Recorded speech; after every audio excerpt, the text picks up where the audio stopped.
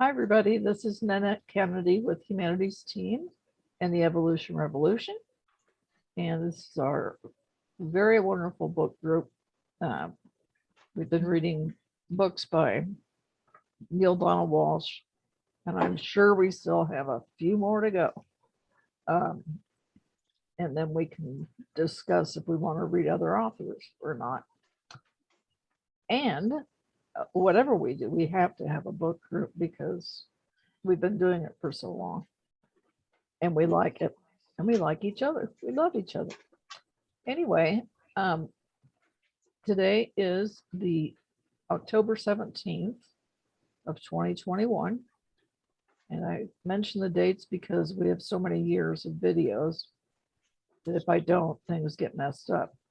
And I apologize for not having the replay for last week's out, but I've been really busy. And but I will try to get to that in a couple of days. I'll send out both of them. So anyway, Lynda, why don't you take it away? Okay. Hello, everybody. So we are reading The Only Thing That Matters, which is Conversations with Humanity, Book 2. We're going to start with chapter 33, but I'm going to lead us into that discussion of chapter 32 first by starting on page 156 of chapter 32. Using recontextualization, you realize that whatever is happening right now is happening in order to provide a context within which you can be and experience the next grandest version of the greatest vision you ever held about who you are. This exceptional tool is another way of focusing on the only thing that matters. Of course, you now know, thanks to the remembering you have done here, that this is not mandatory. This has been said over and over so that you can be very, very clear about that. If you choose to sidestep the expression of divinity at its highest level, finding it more of a challenge than you wish to encounter in this or any particular moment, you may experience the moment in any way you wish. A soul knowing, no one does anything they don't want to do. So now the question is put to you that all spiritual masters face. Not that you have suddenly become a spiritual master, but it may serve you to look at once in a while a question that they look at all the time.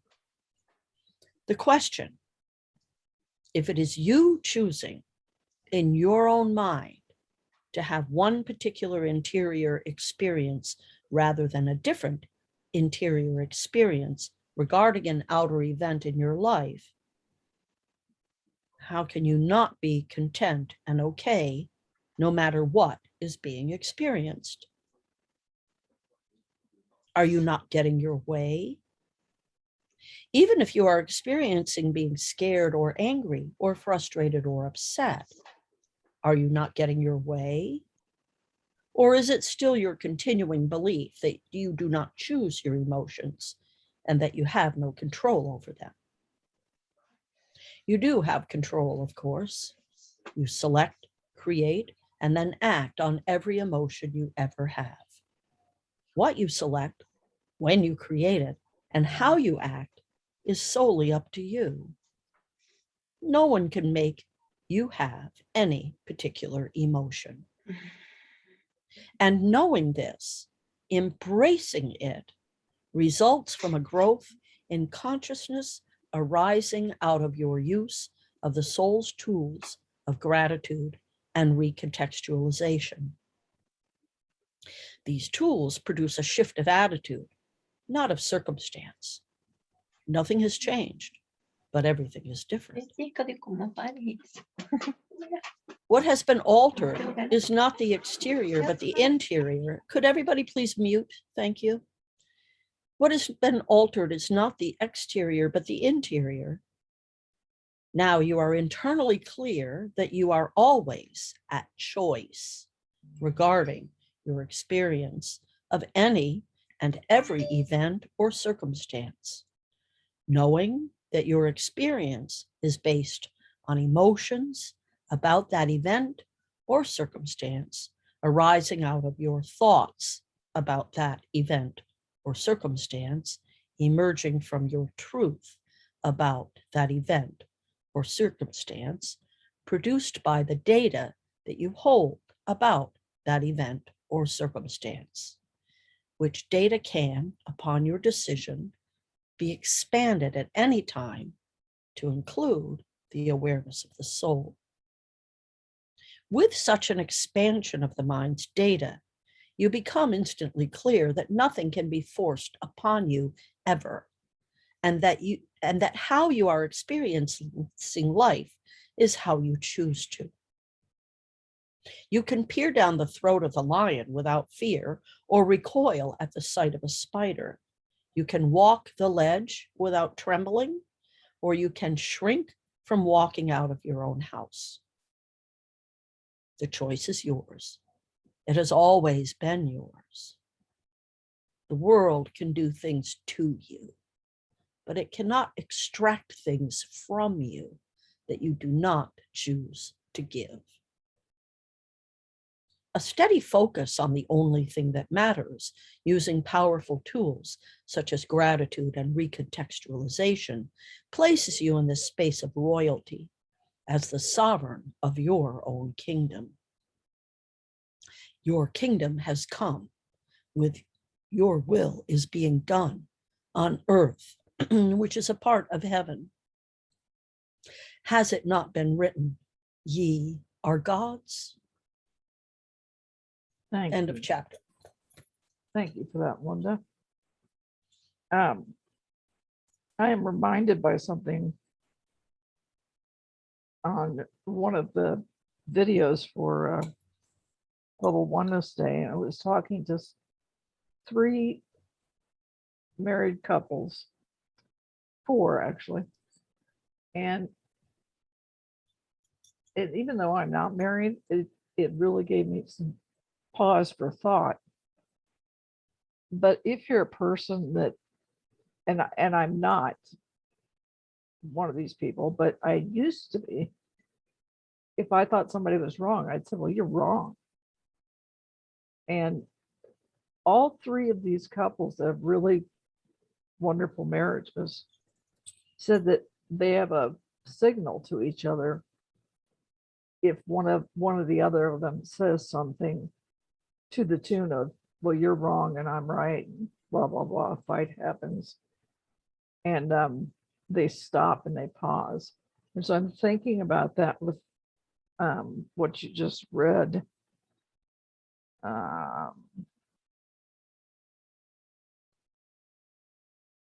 You do have control, of course. You select, create, and then act on every emotion you ever have. And I have recently discovered how true that is. And I mean, I've known about it for a long time, but I really kind of get it now. And my youngest son, who will be 27 on Halloween, October 31st, my little trick-or-treater, is moving from Colorado to Austin, Texas. And I'm having a real tough time with this. And I kept thinking about, you know what? I got to keep myself calm. And I've got my hand over my heart while I'm telling you this, because I want to be knee jerky and say, how could you leave me? And how could you, blah, blah, blah, blah, you know, but I'm gonna refrain. But anyway, I thought I'd just add that. But who else would like to say something?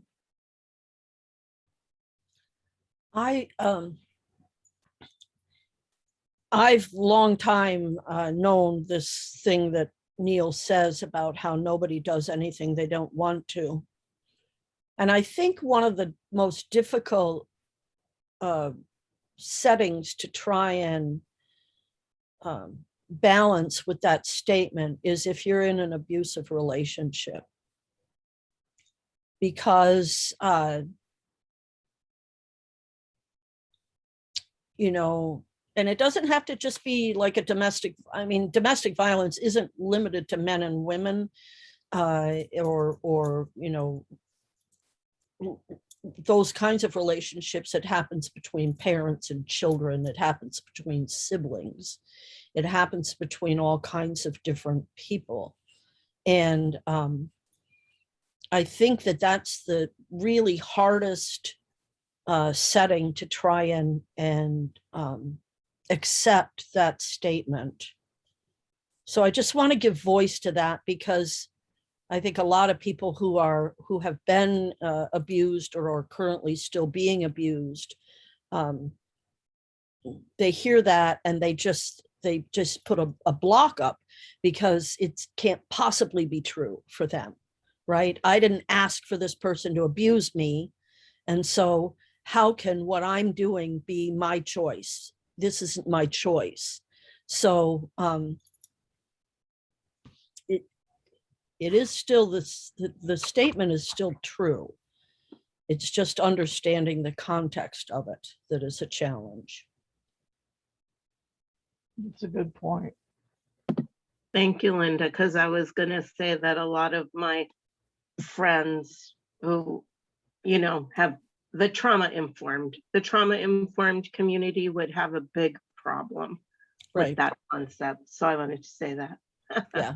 Yeah. For you, Nannette, my mother had to watch me move from San Diego to, you know, Philadelphia area for college, and then after college, all the way to New York. So I know that she felt your pain, and I will tell you what she said to me. She said to me, I would really much rather you stayed here, but if that's what you want to do, you got to live your life. So, you know, Yep. that's all. I understand what you're going through from the other side. Thank you very much. Mm-hmm. And I'm much better than I was a couple of months ago when he told me, because I've kind of come around to, you know, because I went down there the other day to visit it, and I was like, be safe, have a good time. Yeah. You know. So it's not easy, but doing it. But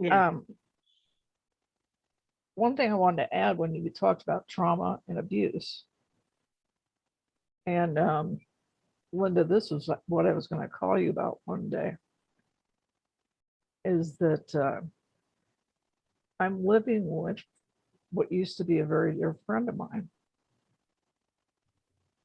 And to make a very long story very short, I had talked to one of my case managers about me feeling emotionally abused by this person. Well, my case manager broke HIPAA, which is, in the United States, it's a law that says you cannot break confidence with one of your people. If they tell you something, you can't tell somebody else. Well, she told somebody else that happened to know my roommate. Uh-oh. Yep. And my roommate has not spoken to me in 3 months. And she's let me know she's not upping my lease again. So, and it was the weirdest thing, because when we're talking about trauma, and Mary, you had mentioned several different examples of, you know, trauma, who can, the situation of that, anybody's trauma. I never thought I'd see it this way. And that's all I've got to say. Who wants to speak next?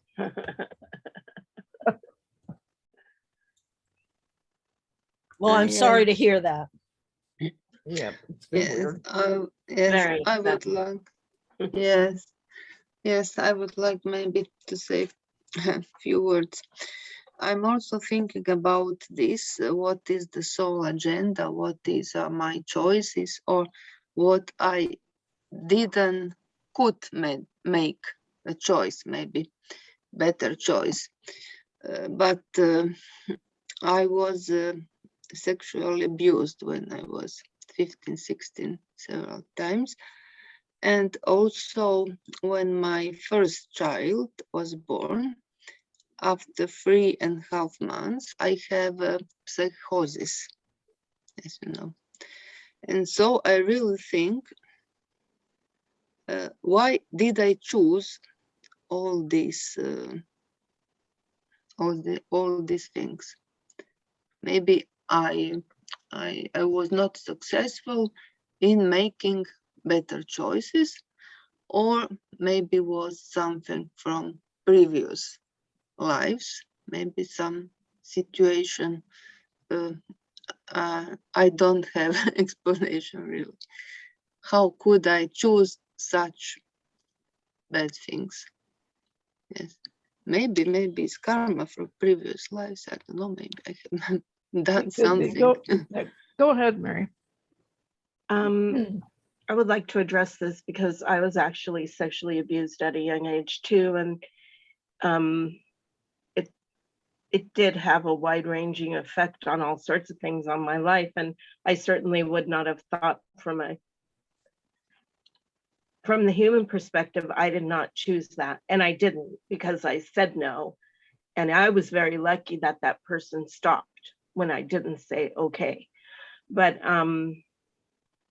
when I look at it from the perspective of farther in my life, and then Lynda will have more to say, I think, but it's like, for me, I can see how that developed a compassion in me that I might not have had for people who go through things, because, and just an empathy, and that has been a very powerful aspect of who I am and with the work I'm called to do in terms of loving people. And there's another aspect that's harder to talk about. God.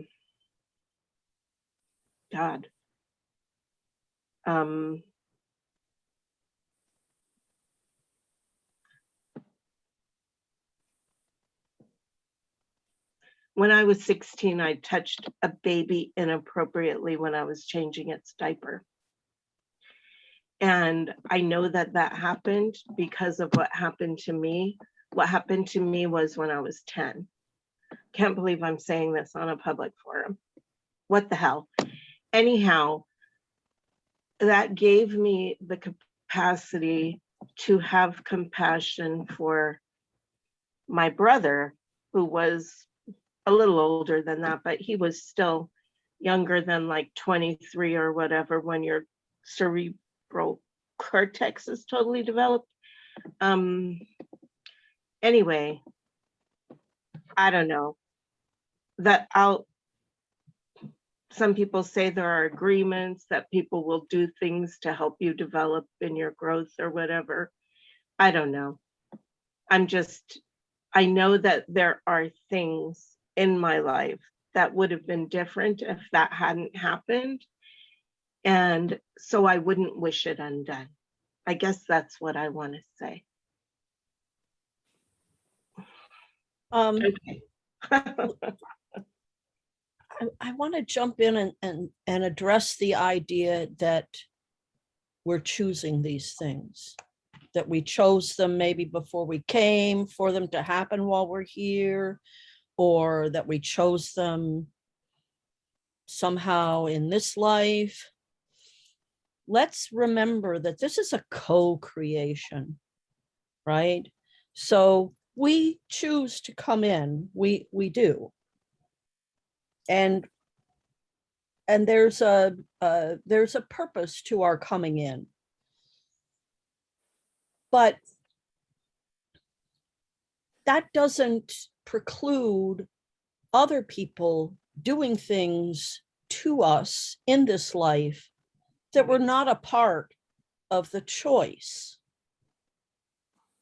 So I would never, I would never burden myself if something bad happened to me in this lifetime.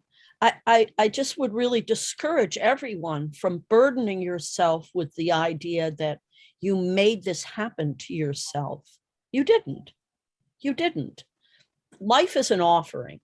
We're here for the experience. We don't control those experiences through our choices, though. We can only control our response. Mhm. So if someone was abusive to you, you didn't ask for that. You didn't bring that to you. You didn't choose it before you came here. It's not karma to punish you. Karma doesn't work that way, really. It's something that this other person has co-created with you. And really, the only thing that you have control over is how you choose to respond to it. Now, some people will choose to respond to it in a way of taking on a burden, right? It's a punishment. I deserved it. But none of those are true. That's choosing to go into the story, but you don't have to choose. You can choose to see that person as an abusive person and who is in pain, right? Because remember, when we hurt other people, it's because we're hurting. So when someone is abusing you, it is because they're in pain, not because maybe in their conscious mind, they're trying to choose pain for you, but that is not your purpose in life, to receive their pain. So I just don't want people to be being hard on themselves. Life is already hard enough, right? Let's not make it harder by thinking that we somehow are at fault for what's happening to us, because we're not. That isn't how it's working. I don't know if that's helpful or not, but I think it's helpful for me. And having said that, after spending a ton of money on counseling over the years, I finally figured out why I couldn't stay married. And I'm starting to feel like Liz Taylor. I only had half the marriages that she did, but 4 is a lot. And all but one of them, well, all of them, I was the one that said, I need out. I need out of this relationship. But the husband, who's the father of my children, suffered really badly from PTSD. He is a Vietnam vet. And I had no idea, clueless, that when you have somebody who's got PTSD, and it doesn't matter where it came from, and especially if it's a family member, PTSD begins to trickle down to the rest of the family. And I spent over a year denying that this was a horribly abusive relationship. And I can't even think of where I was going to go with that, except for, sadly, my daughter chose an abusive relationship. And I also think, for me, and I think everybody here knows, that the bio dad died when I was 8. I think the reason I left my other marriages was I wanted to be the one to leave. I didn't want somebody to leave me. It was such a powerful thing. I could say this now, but it took me, like I said, tons of money and over 20 years of therapy to come to understand that. And Mary, I want to say to you that um, and I can't believe I'm about to say this, but I'm going to say it. I, because I was sexually assaulted,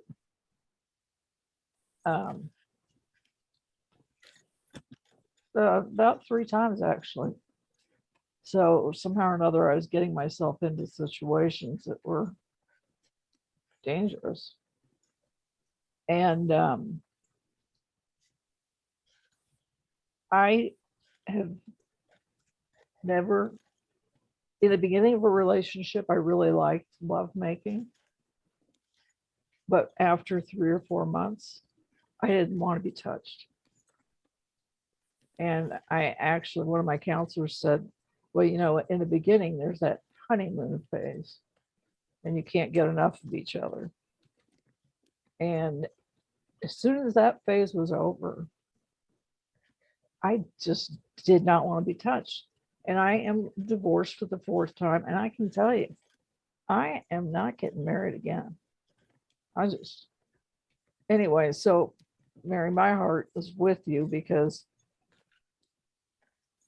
I feel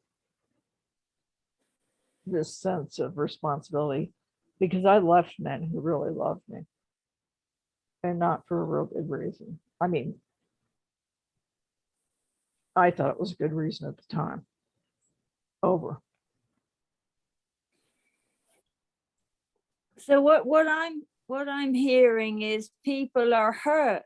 You know, like when your son is moving quite a long distance away, it hurts you. It hurts. Mhm.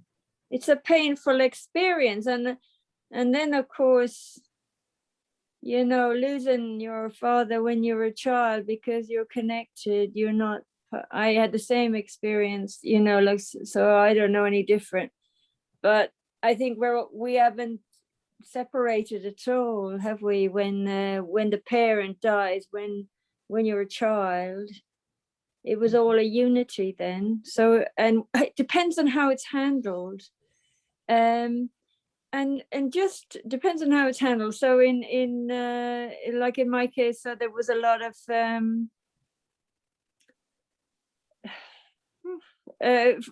fleeing, you know. My mum ran away from the house. We never slept in the same bed again, didn't go to the same school, left the community, everything, left our animals, got homes and everything. And anyway, I think the outcome for me is I've been uprooted.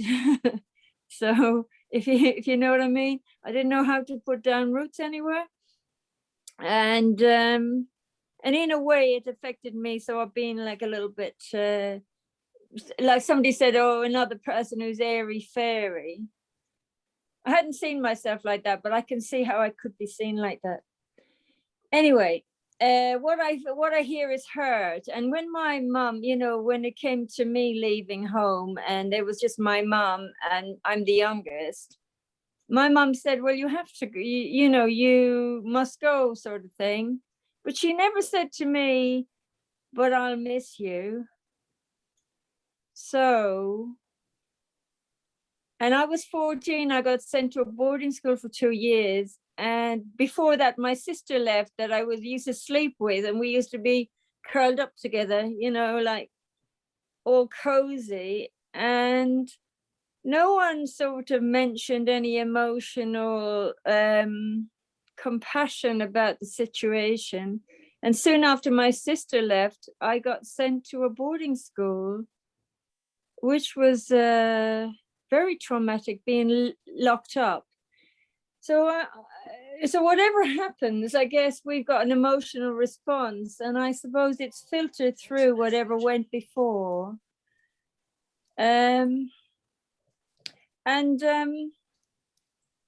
It's the lack of compassion, the importance of compassion. It's a huge development to learn to be compassionate. And I heard the Dalai Lama speak today, and I was listening. And then I don't know where I put this together, But oh yes, I put it together because I was reading about what was happening in Tibet from a book I've got for years and years. And it said there that the meaning of hum, you know, these is compassion. This is how it's explained in my book. Compassion. And then the is the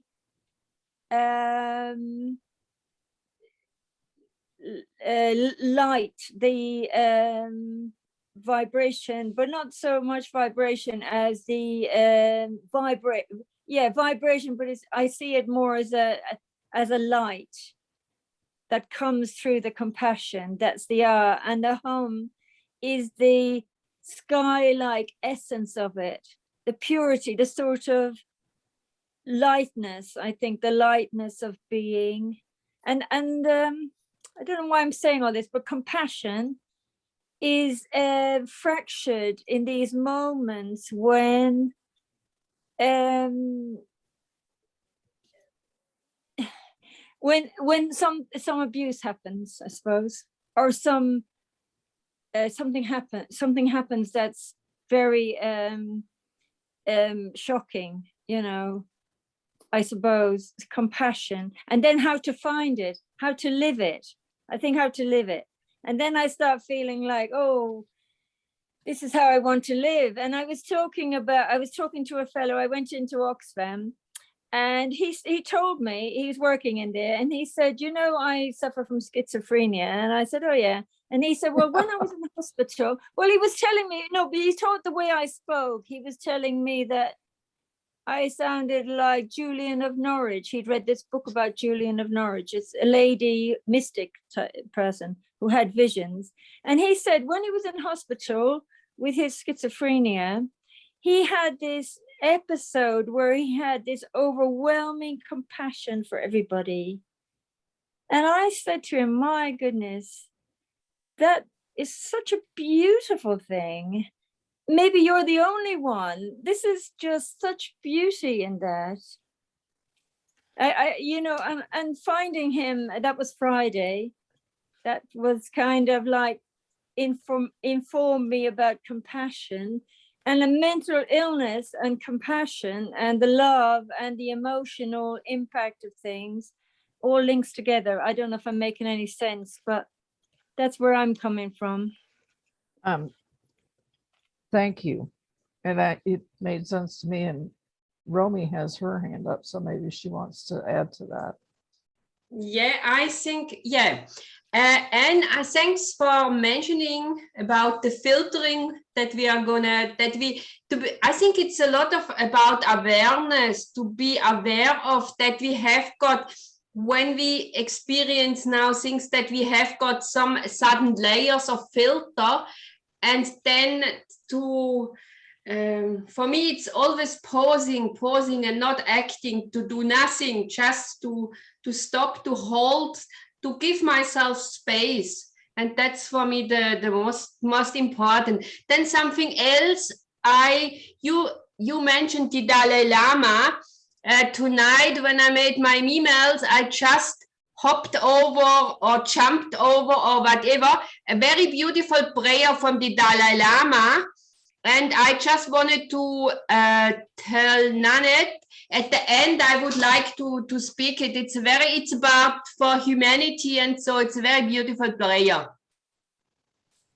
It's just, I just found it beautiful that you mentioned him, and I just wanted to ask him what's just always coming together. It's nice. Yeah, that's all for the moment. Thank you. Ariana, is this helping you at all with what you were saying?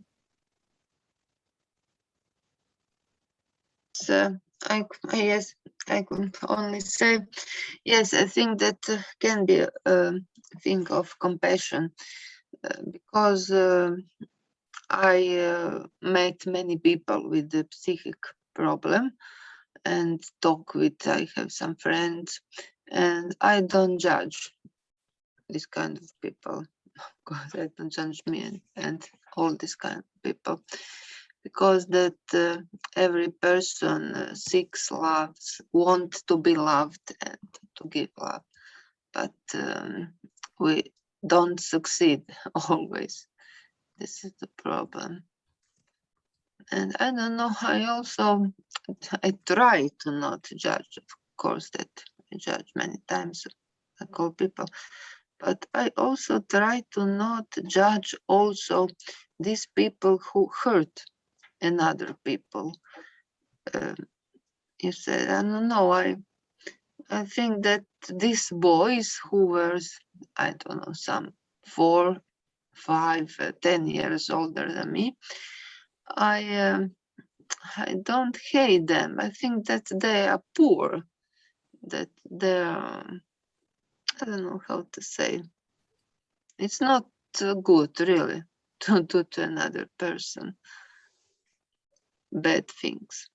I feel that this really, I don't know, maybe they will be in one situation. Who knows how? Of course, I feel hurt, but I also think that these people really are poor. Yes, over. Well, you know what, Ariana, I just want to say that I've had some difficult times in the last couple months. And I don't know what I was reading, or it might have been on one of the many videos I was proofing for this Global Oneness Summit. And whenever I get to feeling a little bit anxious, because that's how I respond, is I can feel anxiety. It's like, oh my God. And but anyway, they just said if you put your hand on your heart, and just breathe. And once you do this for a minute or so, you've been so concentrated on the breathing and this pressure on your heart, because you put your hand on your heart, but you push on that area. It makes you, to me, it was a miracle, because I felt so much different after I did it. Over. Bima, did you want to say something? Yeah, I was thinking of, because I feel very different in this situation, because even if I have met challenges, and you told somebody to lose your parent, I lost my father when I was 14. He was the closest person to me, and my mother didn't care about me. She was so up in her, but I learned to care for her. And I don't know, because I have no brothers and sisters, and so I don't feel, I've always been interested in supporting others. And one thing, when I learned about wars and what have happened to people who have been in wars, as I was grown up in Sweden, we didn't have any wars. And when I see how people are suffering in situations where they are overwhelmed by shooting and by things, I feel so blessed and taken care of from my inner. So I don't feel, even if I've been through challenges, absolutely difficult situations in my life, in marriage and in money situations, but it is something inside me that goes to this deeper light, to this, and I look at it from another point of view. So I don't blame, I don't get angry. I don't know why I feel so taken care of. And when I was young, I was very much alone in a way, but I was looking at people. I was wondering what happened. I didn't understand at that time how it was possible to be rude to each other and so on. But and that's followed me. So when I have seen things happen around, I forgive it in a way, because they don't know what they are doing. It's programs. And I don't feel that I have chosen to be badly treated. And I don't think that children have chosen to be badly treated. I don't think that people who live in a country where there is a war, that they've chosen to be there. It's a learning for humanity. I think it's for all of us. We are we are all one in basically, and all these people who they are, and this body and this person is being cared for in many ways, in a way that I couldn't foresee. But I also feel that I'm part of whatever happens. We are on a planet, and we are here for some reason. And I think that love and light from us, from our hearts, to connect to that love and light, I think that is why I am here. Anyway, Thank you. thank you. Lynda, were you gonna say something? Not more. No, I don't think so. Okay, I thought your hand was up. No. No, I see what it is. It's your screen thing. Every now and then it In does there this. behind her head. Yeah, yeah. It's like, I can't tell if that's her arm going up. Well, given that we only have 13 minutes left, Let's have Romy read the Dalai Lama prayer. yeah, why don't you do that? That's a really good idea. Just take yourself off mute for sure. You're on mute. You're muted. Can't? There you There are. you are.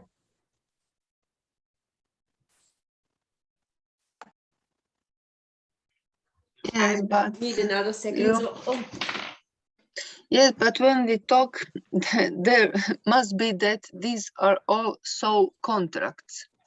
It's like this. Like Neale wrote that I send you only angels. Yeah. Yeah. I'm sure I've mentioned this before, but okay. hang on one sec. It's Hang on one sec. I hang on 1 second. One sec. Ariana, No what I would- problem. one I think we are all sitting comfortably, breathing and feeling whole. right. I just want to respond to what Ariana said when you were away. And Okay. as fate would have it, I can't remember what I was gonna say. Ah! I send only angels. Yeah, you said only angels. No, Yeah, it's not soul there. contract. Yep. Oh, it was the contract thing. And I don't know what I feel about that theory. Because if that's in fact true, I was a fool during that contract period. I just didn't read the directions. I still don't like to read directions. Anyway, You signed without reading the whole thing. I definitely did. God even said, Nannette, are you sure? And I just said, yeah, I'm sure. Just get me down there to earth. And but anyway, okay, Romy, take it away with the Dalai Lama. Okay. As we are gonna center ourselves, it's the prayer of Bodhisattva for humanity. May I be a guard for those who need protection, a guide for those on the path, a boat, a raft, a bridge for those who wish to cross the flood. May I be a lamp in the darkness, a resting place for the weary, a healing medicine for all who are sick, a vase of plenty, a tree of miracles, and for the boundless multitudes of living beings. May I bring substance and awakening, enduring like the earth and sky, until all beings are freed from sorrow and all are awakened. Amen.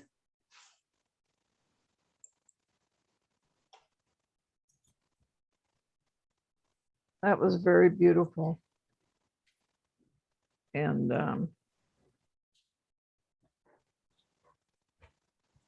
given our tumultuous times on the planet, it really spoke to me. Yes. Nannette, I hate to be disruptive, but are you late? Oh, probably, yes. I'm gonna I'm going to make, I know that you can only be on for 10 minutes, Lynda, but I'm gonna make you be the